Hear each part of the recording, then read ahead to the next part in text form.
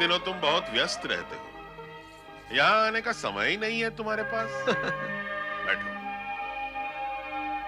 तुम्हारा मित्र पर्वत तुम्हें खोजते खोजते थक गया है। इस समय भी वो तुम्ही को खोजने गया है। मेरी ऐसी क्या आवश्यकता आ पड़ी गुरुदेव? नारद, तुमने हमारा शिष्यत्व ग्रहण करके हमारी पूर्ण सेवा की है।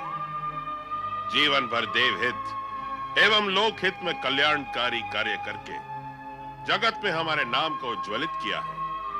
इसीलिए हम तुमसे प्रसन्न हैं और आशीर्वाद स्वरूप एक अद्भुत भेंट देना चाहते हैं। गुरुदेव, मैंने आपको गुरुदक्षिणा ना देकर शिष्य का समुचित कर्तव्य नहीं निभाया।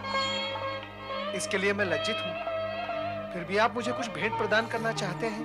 नारद, हमने तुमसे अथवा पर्वत से कभी गुरु दक्षिणा की अपेक्षा ही नहीं रखी।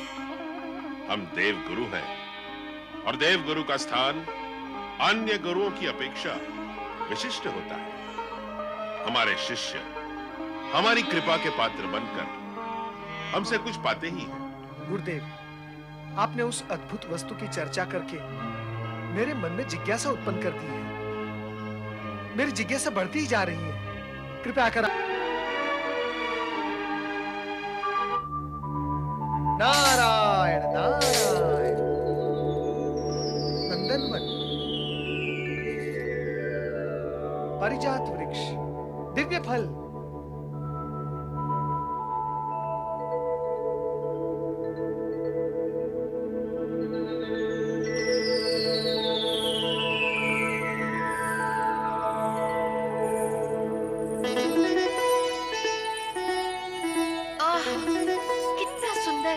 और मनमोहक वातावरण है।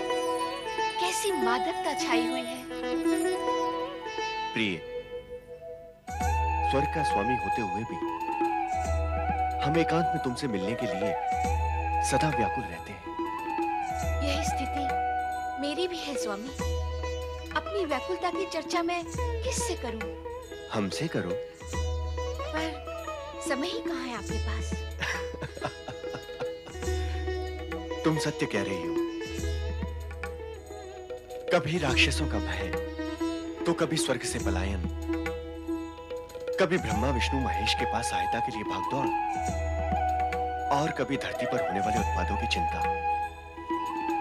इन सभी कारणों से प्रेम करने का अवकाश ही नहीं मिल पाता। प्रिय, तुम्हारी मृणाल बाहों में समा जाने की इच्छा मन ही मन घुटकर रह जाती है। स्वामी, मैं भी तो आपके विशाल वक्ष में सिमट जाने के लिए कब से व्याकुल हो रही हूँ। अर्थात प्रेम की ज्वाला दोनों ओर समान रूप से प्रज्वलित है।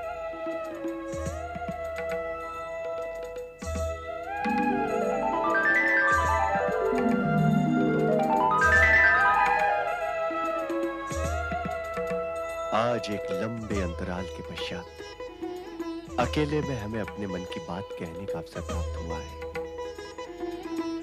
आपको सदा ही चिंतित और दुखी देखकर मैं भी अपने मन की बात कहाँ से कह पाती हूँ। बस केवल दुखी होते रहती हूँ। स्वामी, मैं तो कभी कभी ये सोचती हूँ कि स्वर्ग सम्राट और साम्राज्य होकर भी हमें प्राप्त क्या हुआ है। चिंता ना करो देवी, चिंता ना करो। हमारे दुखों का अंत हो गया है। हाँ, और अब हमारे एकांत मिलन में कोई बाधा नहीं पहुंचाएगा। स्वामी,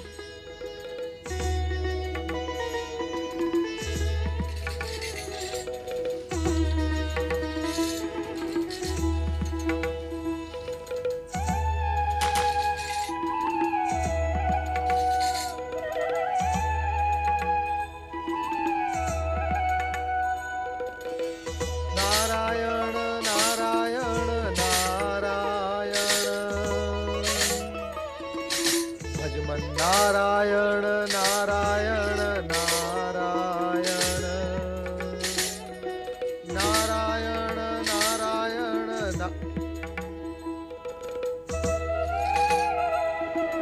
हे दिव्य फल, मुझे विष्णुलोक के दर्शन कराओ। जगत के पालनहार, जगदीश्वर मेरे स्वामी हैं।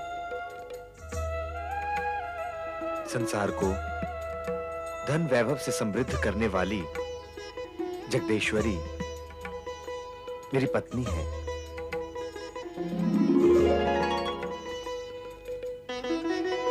यहाँ भी प्रेम पक्ष प्रबल है। नारायण नारायण। हे दिव्य फल, मुझे ब्रह्मलोक का अवलोकन कराओ। ओम ब्रह्मदेवाय नमो नमः। देवी सरस्वती, स्वामी, परमपिता आप धन्य हैं।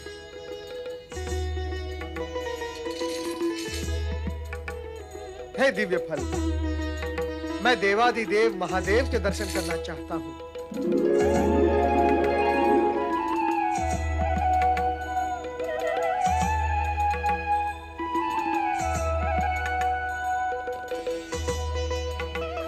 पति परमेश्वराय नमो नमः।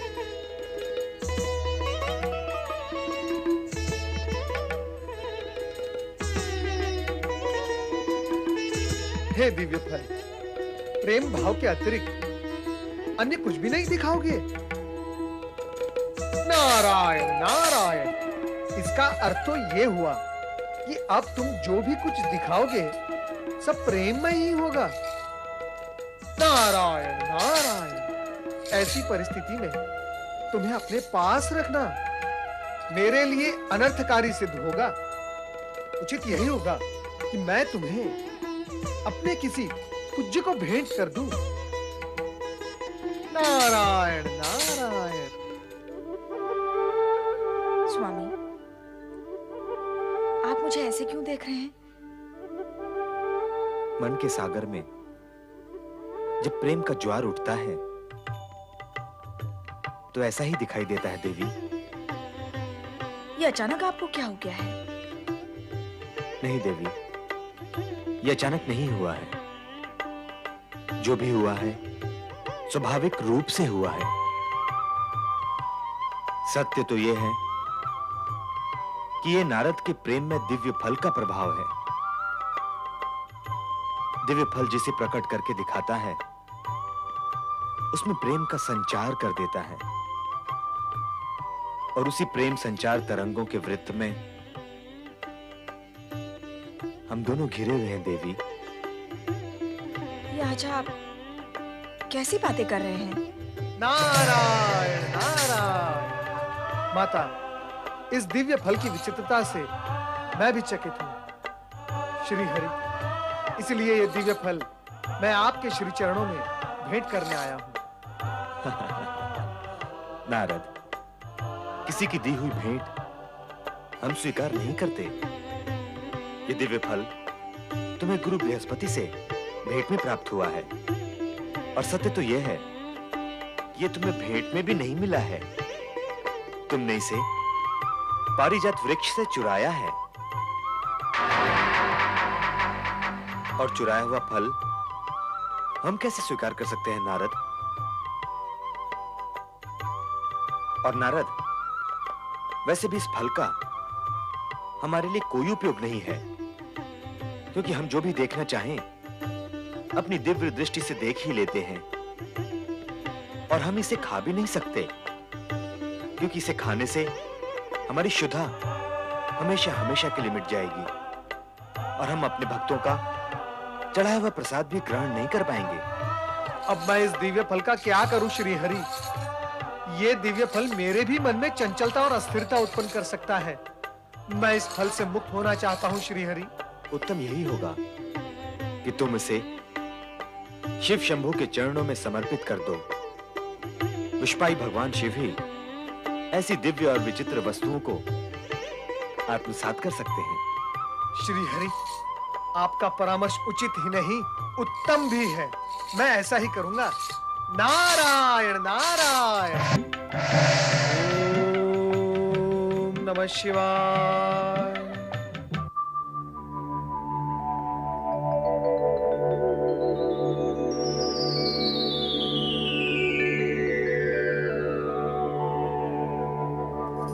प्रणाम देवर्षि।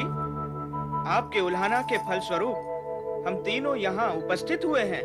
नारायण नारायण। हे विघ्नहर्ता गणेश, कैलाश पे आपके दर्शन पाकर मैं धन्य हुआ। हे भोलेनाथ, मैं आपके चरणों में पारिजात का यह दिव्य फल समर्पित करना चाहता हूं। कृपया आप इसे स्वीकार करें।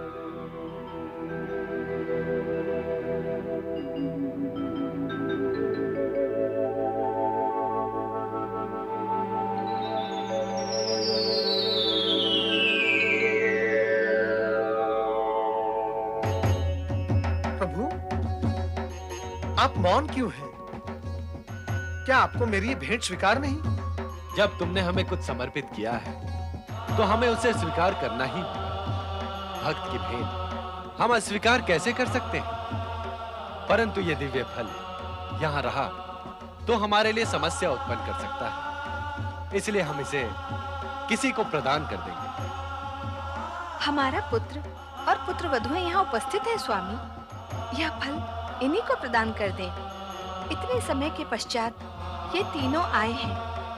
आशीर्वाद स्वरूप इन्हें हमें कुछ तो देना ही होगा। नहीं देवी, इसके लिए हमें ब्रह्मा जी से परामर्श लेना होगा। इस फल की विचित्रताएं हमारे लिए समस्या भी उत्पन्न कर सकती है। अब हमें आज्ञा दे प्रभु, पुनः शीघ्र ही आपकी सेवा में हम उपस्थित होंगे। तुमसे हमारे कोई भी मन की बात छिपी हुई नहीं है पुत्र गणेश। हम जब भी तुम्हें स्मरण करें तुम उपस्थित हो जाया करो। माता की आज्ञा मानने से ही पुत्र के सौभाग्य में वृद्धि होती है, इसीलिए आपकी यह आज्ञा मैं अवश्य मानूंगा।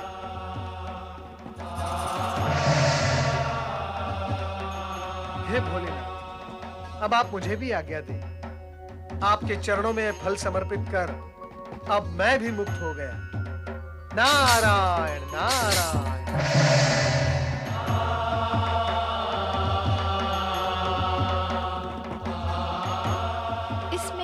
ऐसी क्या विशेषता है स्वामी? इस फल की सबसे बड़ी विशेषता यह है कि इसमें तुम जो भी दृश्य देखना चाहोगी वही तुम्हें दिखाई देगा। तुम इसी समय ब्रह्मदेव का स्मरण करके उन्हें कैलाश आमंत्रित करो। ब्रह्मदेव,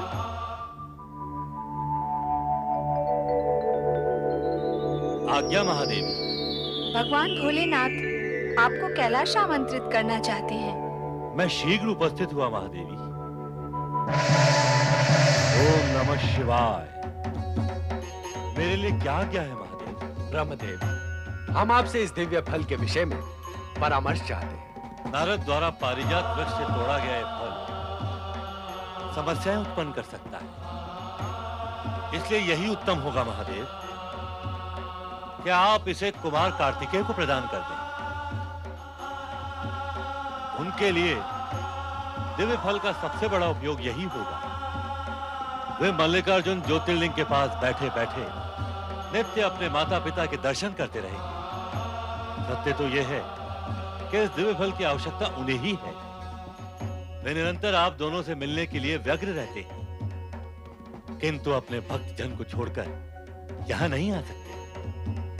यह आपने अति उत्तम परामर्श दिया है ब्रह्मदेव। हम इसी समय कार्तिकेय को यहाँ बुलाकर यह दिव्य फल उसे प्रदान करेंगे। पुत्र कार्तिकेय, तुरंत कैलाश आओ। हम तुम्हें कुछ प्रदान करना चाहते हैं। जैसी आपकी आज्ञा माता।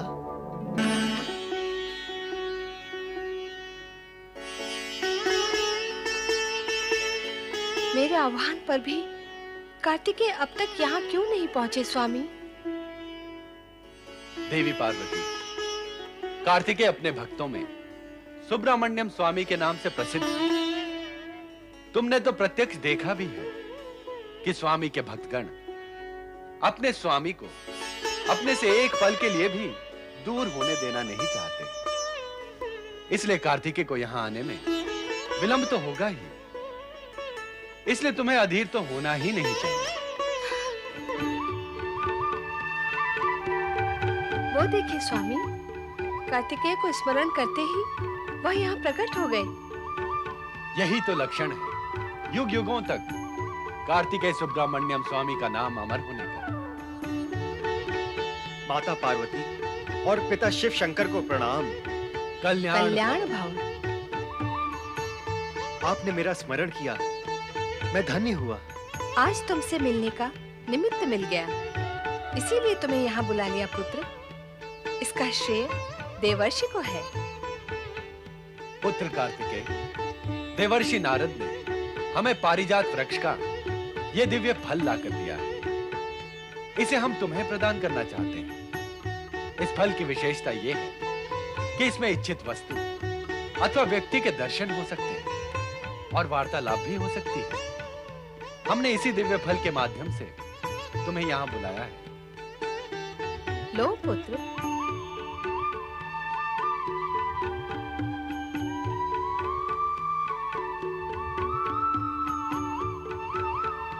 ये फल तुम अपने पास रखकर इच्छानुसार हमसे वार्तालाप कर सकोगे, हमें देख सकोगे।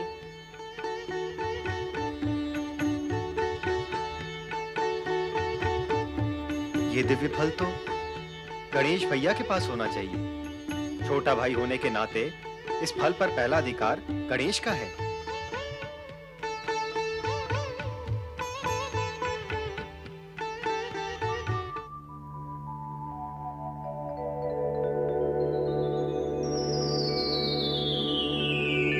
उदास क्यों है स्वामी? कुछ कहिए स्वामी। आपको चिंता में देखकर हम भी चिंतित हैं। चिंता का कारण बताएं, हम इसी समय उसका अंत कर देंगे। लीजिए स्वामी।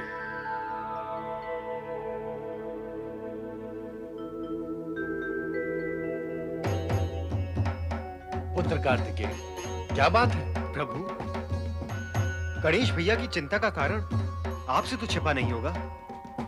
बताएं कि गणेश चिंतित क्यों है? गणेश की चिंता से तुम्हें चिंतित होने की तनिक भी आवश्यकता नहीं है कार्तिकेय। यह भावी घटना का संकेत मात्र है।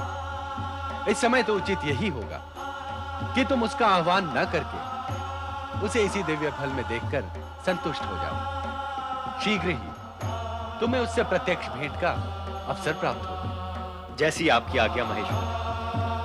माता, क्या अब आप मुझे श्रीशैल पर्वत लौटने की आज्ञा देंगी?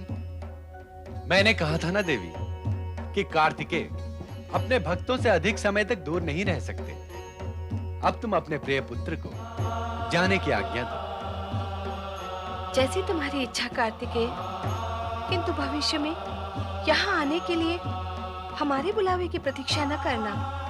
शीघ्र ही हमसे मिलने यहाँ आ जाना। निश्चिंत रहे माता, मैं स्वयं ही आपके श्री चरणों के दर्शन करने उपस्थित हो जाऊंगा।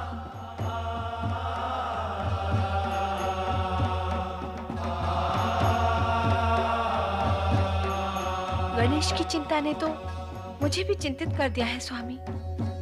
आप मुझे ये बताएं कि बुद्धि और सिद्धि के साथ होते हुए भी गणेश की चिंता का कारण क्या है? देवी पार्वती, समय से पूर्व यदि रहस्य का उद्घाटन हो जाए तो इससे भावी घटनाएं प्रभावित होती हैं, उनमें व्यवधान उत्पन्न होते हैं। समय आने पर सभी सत्य तुम्हारे सामने प्रकट हो जाएंगे। तब तक तुम निश्चिंत होकर प्रतीक्षा करो।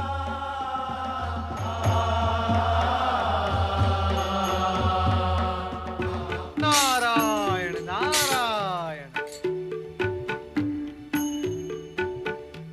तो ये दिव्य फल आपको प्राप्त हुआ है।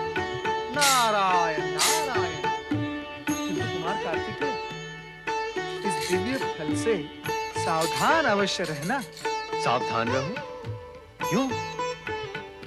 माता ने तो मुझे बताया कि दिव्य फल आपने ही पिता महादेव को भेंट किया था, और अब आप ही इस फल से सावधान रहने की मंत्रणा दे रहे हैं। यदि कोई रहस्यमय कारण हो तो बताने की कृपा करें देवर्षि। इस फल के विषय में विशेष ज्ञान तो आपको ही होगा। नारायण नारायण। कुमार कार्तिकेय, आप भी मेरे समान बाल ब्रह्मचारी ही हैं। इस दिव्य फल के जब से मैं संपर्क में आया हूं, नहीं, जब से ये दिव्य फल मेरे संपर्क में आया है, तब से लेकर अभी तक मेरा अनुभव ये है कि ये फल केवल वे ही दृश्य दिखाता है जिसमें प्रेम तत्व प्रधान हो अथवा देवियों के दृश्य प्रधान। तो इसका कुप्रभाव हम पर क्यों पड़ेगा? पड़ सकता है कुमार, अवश्य पड़ सकता है, क्योंकि कुप्रभाव की गति और शक्ति इतनी तीव्र और प्रबल होती है कि उसके आक्रमण से बचना बड़े-बड़े शूरवीरों के लिए असंभव होता है। पृथ्वीलोक से लेकर स्वर्गलोक तक उसकी काली छाया से कोई नहीं बच पाया कुमार। देवर्षि, हो सकता है आप जो कह रहे हैं सत्य होगा। सत्य होगा नहीं कुमार, सत्य ही है। मान लेता हूं कि सत्य है। तो अब आप भी इस सत्य को मान लें कि कुप्रभाव का आक्रमण प्राणी पर तभी होता है जब वो कुमति से ग्रस्त हो अथवा कुकर्मों में लिप्त हो।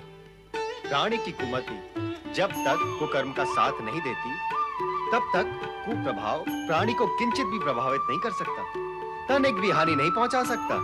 धन्य है कुमार कार्तिकेय, आप धन्य हैं। आपसे ऐसी ही आशा थी।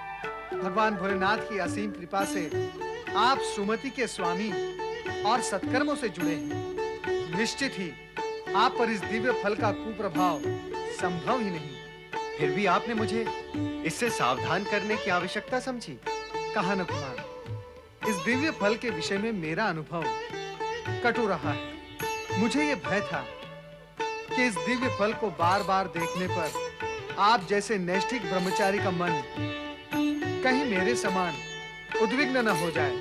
किंतु देवर्षि, मैंने कुछ समय पूर्व इस दिव्य फल में गणेश को बुद्धि सिद्धि के साथ देखा, किंतु उसमें प्रेम तत्व जैसा कोई भाव ही नहीं था। इसके विपरीत गणेश उदास थे और बुद्धि सिद्धि कारण पूछ रही थी, उन्हें समझाने मनाने का प्रयत्न कर रही थी। नारायण नारायण, स्त्री पुरुष के बीच रूठना और मनाना ये भी तो एक प्रेम तत्व का ही भाग है कुमार। रसिकगण इस सत्य को जानते और मानते हैं। आप और मुझ जैसे बाल ब्रह्मचारी भला इन सब बातों को क्या समझेंगे? मैं तो अपने माता पिता के आदेश को ही सब कुछ मानता हूँ देवर्षि। माता ने मुझे आदेश दिया कि इस दिव्य फल के माध्यम से मैं उनके दर्शन करूं, उनसे वार्तालाप करूं। बस इसके अतिरिक्त इस दिव्य फल का मेरे लिए कोई उपयोग नहीं। उत्तम, अति उत्तम। एक बात और, ये दिव्य फल अति स्वादिष्ट है। भूल कर भी इसे खा न लेना, अन्यथा सदा सदा के लिए भूख से हाथ धो बैठोगे। फिर भक्त जनों का प्रसाद नहीं खा पाएंगे आप। आपका मंगल हो। नारायण नारायण।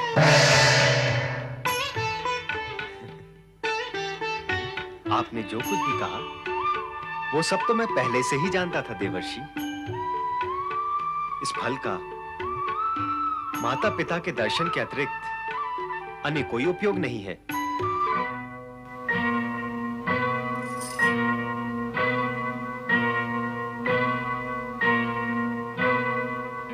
स्वामी, आज से पूर्व कभी हमने आपको ऐसा उद्विग्न नहीं देखा। आपकी धर्म पत्नी होने के नाते आपकी चिंता से चिंतित होकर इसे दूर करना हमारा कर्तव्य ही नहीं, हमारा धर्म भी है। देवी बुद्धि, आज तुम्हारी बुद्धि पर हमें आश्चर्य हो रहा है। बुद्धि की देवी होते हुए भी क्या तुम इतना नहीं समझती कि हम बड़े से बड़े शूरवीर को ध्वस्त करने में समर्थ हैं? तो फिर इस छोटी सी चिंता को दूर करने के लिए हम तुम्हारी सहायता क्यों लेंगे? तो फिर इस चिंता को आप स्वयं ही दूर करें स्वामी। सत्य तो ये है देवी कि तुम जिसे चिंता समझ रही हो वह चिंता है ही नहीं। तो फिर आप उद्विग्न क्यों हो रहे हैं? मैं तो यह सोच सोच कर उद्विग्न हो रहा हूँ कि कहीं हमसे किसी का अनर्थ न हो जाए। पिता शिव और माता पार्वती ने हमें मंगल मूर्ति का पद प्रदान किया है। ऐसी स्थिति में हमारे द्वारा किसी का अमंगल हो, ये हम नहीं चाहते। नारायण नारायण। प्रणाम गणेश महाराज। प्रणाम देवर्षि। कल्याण भव। हमने आपकी आज्ञा का पालन किया है देवर्षि। आपने स्वयं देखा कि हम कैलाश गए थे? किंतु देवर्षि, जब से हम कैलाश से लौटे हैं, मंगल मूर्ति न जाने क्यों उद्विग्न है। बार बार पूछने पर भी इस विषय में कुछ नहीं बताते। गणेश जी की उद्विग्नता के विषय में सुनकर ही तो मैं यहाँ दौड़ा दौड़ा आया हूँ। क्या आपने अपनी दिव्य दृष्टि से जाना देवऋषि कि हम उद्विग्न है? नहीं गणेश जी, उस दिव्य फल में आपको उद्विग्न देखकर कुमार कार्तिकेय ने मुझे बताया। भगवान भोलेनाथ ने माता पार्वती के द्वारा वो दिव्य फल आपको न देकर कुमार कार्तिकेय को प्रदान कर दिया है। अब तक तो वो फल लेकर श्री शैल पर्वत पहुंच भी गए होंगे। अर्थात माता पिता ने मुझे उस दिव्य फल के योग्य नहीं समझा? नारायण नारायण, आप अपनी ही योग्यता पर प्रश्न चिन्ह क्यों लगा रहे हैं गणेश महाराज? माता पिता क्या अपने पुत्र को कभी अयोग्य समझते हैं? इसमें आपके माता पिता का तनिक भी दोष नहीं है। वो दिव्य फल कुमार कार्तिकेय को प्रदान करने का परामर्श मेरे परमपिता ब्रह्मा जी ने उन्हें दिया था। भगवान भोलेनाथ ने तो केवल उनके परामर्श का पालन किया है। देवऋषि, आप ब्रह्मा जी के मानस पुत्र हैं। आप दोनों पिता पुत्र ने मेरे माता पिता को पक्षपात करने के लिए प्रेरित किया है। आप दोनों ने मिलकर हमारे विरुद्ध षड्यंत्र रचा है। आप दोनों को इसका परिणाम भुगतना पड़ेगा। भगवान शिव ने मुझे अग्र पूजा का अधिकार दिया है तथा विघ्नहर्ता विघ्नेश्वर की उपाधि प्रदान की है। मैं इसी समय ब्रह्मा जी के सृष्टि कार्य में अवरोध उपस्थित कर दूंगा एवं विश्व भ्रमण की आपकी शक्ति भी हरण कर लूंगा। ओम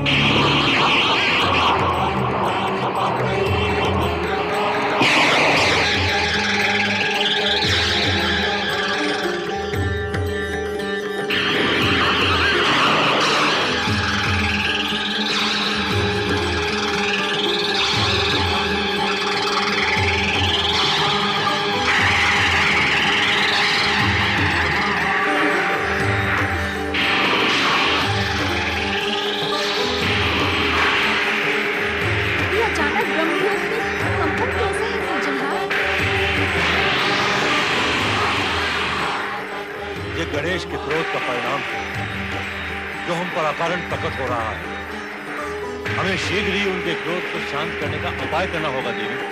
क्या है वो उपाय? गणेश के क्रोध को केवल शिव शंकर ही शांत कर सकते हैं। शांत हो जाइए गणेश जी, आप शांत हो जाइए, शांत हो जाइए। शांत हो जाइए। क्रोध को त्याग दे स्वामी। आप सर्वप्रथम स्थिति की सत्यता को जान लें। हाँ स्वामी, संभव है वैसा ना हो जैसा आप समझ रहे हैं। स्थिति पर पुनः विचार करें स्वामी। आप तो विघ्नहर्ता है। विघ्न उत्पन्न करने में आपकी शोभा नहीं है श्री गणेश। यदि आप शांत नहीं हुए तो संपूर्ण जगत में प्रलय आ जाएगा। हमारा क्रोध ब्रह्मदेव या ब्रह्मलोक पर नहीं है और ना ही उनकी सृष्टि पर। तो फिर आपका क्रोध किस पर है श्री गणेश? निर्माण कार्य पर। सृष्टि का निर्माण कार्य रुक गया है और ब्रह्मदेव ब्रह्मलोक से अदृश्य हो चुके हैं। किंतु आप मेरा विश्व भ्रमण ना रोके, अन्यथा मेरे प्राण अवरुद्ध हो जाएंगे श्री गणेश। मैं सर्वथा निर्दोष हूँ। आपके क्रोध के इस कारण में मैं कहीं भी नहीं हूँ श्री गणेश। हाँ स्वामी, देवऋषि सर्वथा निर्दोष हैं। ये भला आपके विरुद्ध षड्यंत्र क्यों रचाएंगे?